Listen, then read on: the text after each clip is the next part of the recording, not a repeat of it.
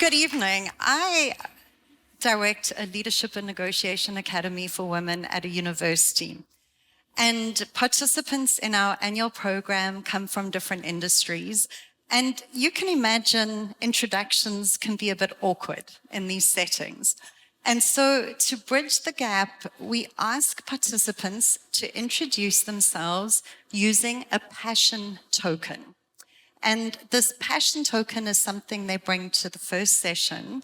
And it is an item through which they see themselves illuminated, alive with meaning. It helps communicate the aspirations of who they are when they are at their best.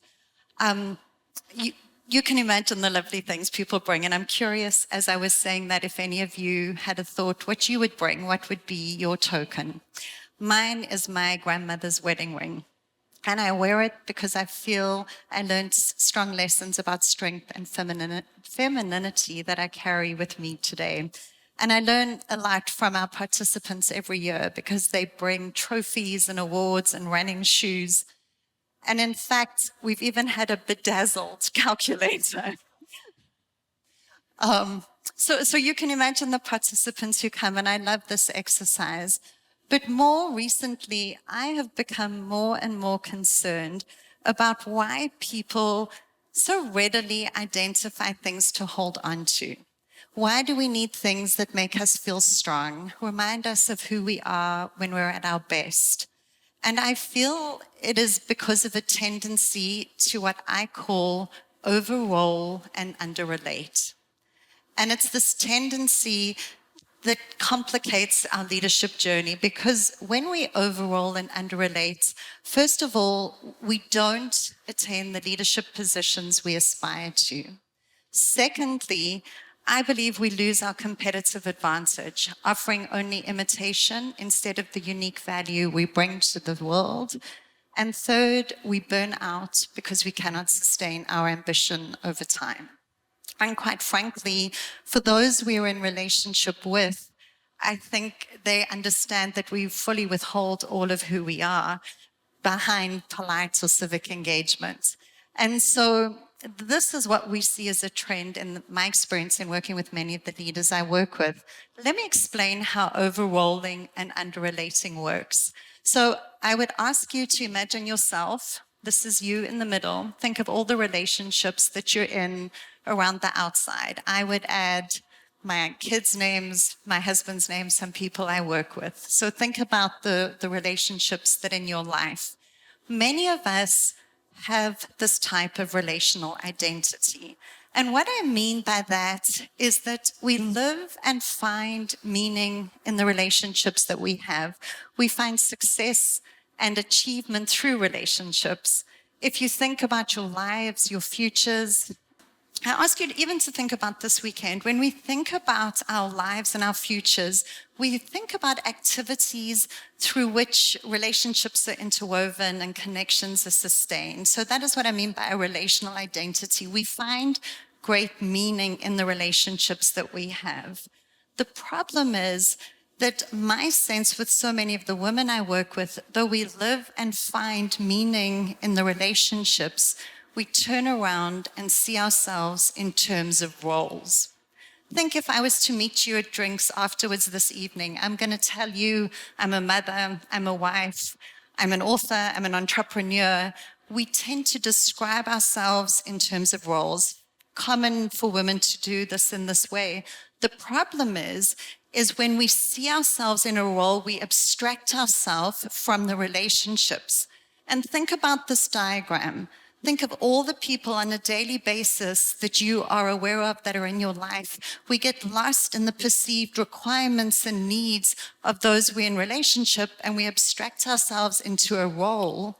And then because of our tendency to perfection, very quickly we go to what does it mean to be the perfect leader, the competent boss, the good mother, the strong caregiver.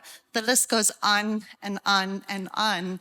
And many of us end a day in a very overwhelmed place, feeling overwhelmed by the perceived needs and requirements coming at us.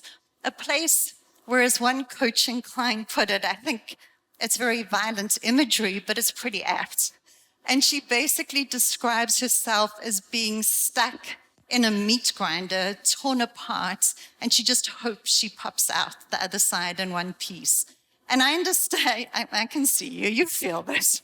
So this is not a very secure place to be. And I know I'm nervous even talking about perfection and roles and requirements in a room such as this, where we have so many accomplished women. Many of us at a deep level are proud of how perfectly we meet all these roles in our lives. We're proud of how we can keep on top of all the requirements. So please know that what I'm going to recommend is really not mediocrity, but I truly believe there is another way to be successful. And the way to be successful is to focus on how we relate. Remember what was at stake at the beginning. I spoke about leadership.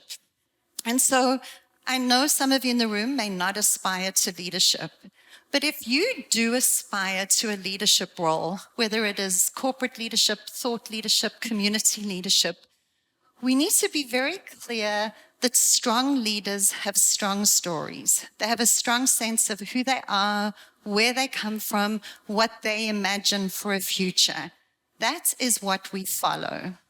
If you are perfectly meeting the requirements of a role, you are nothing more than a competent worker bee.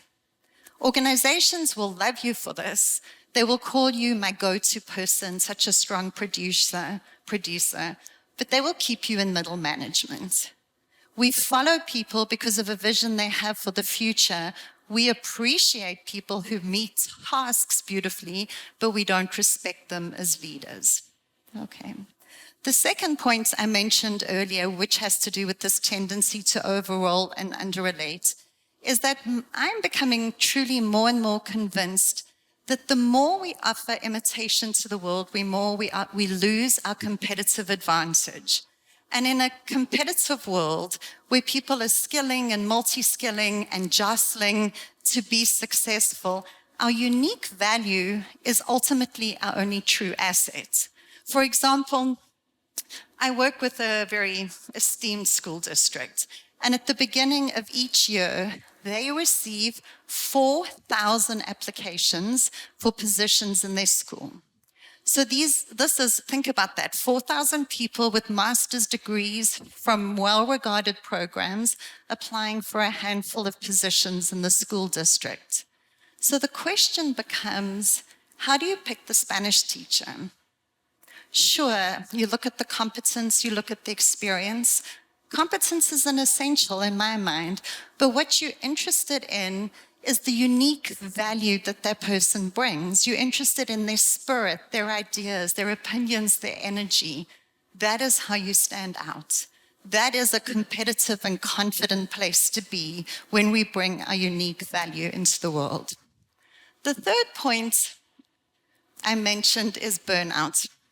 And what I'm seeing around me, and I'm sure you are hearing probably very similar questions, is that if we're spending our days very worried about meeting the requirements of roles and doing it perfectly, we become overwhelmed. The to-do list becomes too long, the daily grind exhausting, and more worryingly, the neglected parts of who we are come back to haunt us. And they come back as the depression, the frustration, the anger, and the burnout that I certainly see all around me. So this is what's at stake when we overrole and underrelate.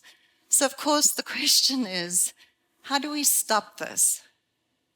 The goal really is to catch yourself playing a role. When you catch sight of that moment when you're playing a role, you create space between who you are and the role.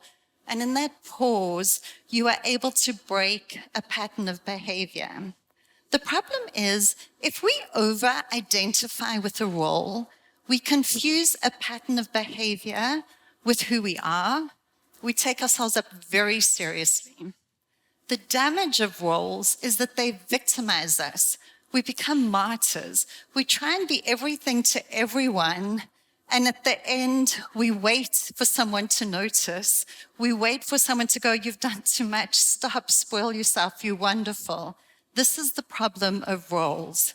So to me, what becomes important is that the only way to shift from role to relationship is for you to give yourself the permission to notice, to give yourself the space, because when you're in that space, you're able to shift from the role back into the relationship, back into what is important. And when we're in relationship, clear on what is important to us, it's easy to act and live from that place.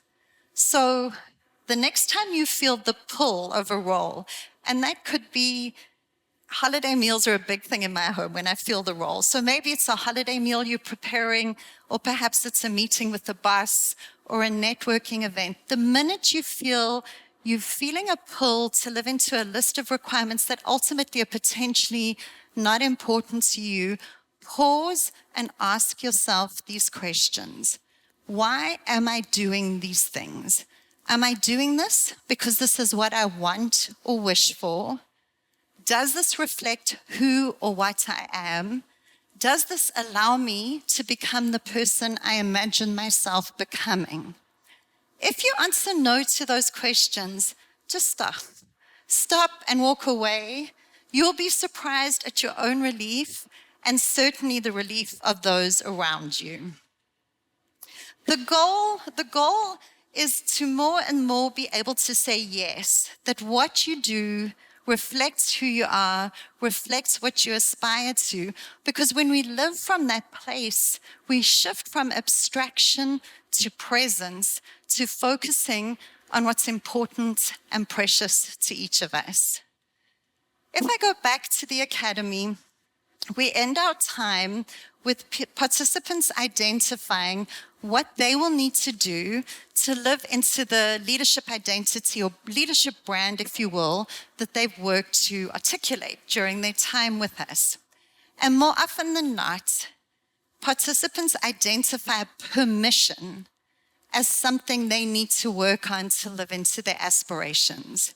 And I'm not talking about permission from other people. I am talking about self-permission. The participants in our academy feel they need to grant themselves the permission to live into their aspiration, that they feel in some ways they've unconsciously put a ceiling on their own growth. And so my deep hope tonight is that you will give yourself the permission to live outside of role requirements, because I think we cap our potential when we live within the requirements of a role. And so my hope is that you will play out of bounds, that you will give yourself that permission because no one else will. And so, as you leave, please consider fully claiming and articulating an identity that fully reflects who you are. Thank you very much. Thank you.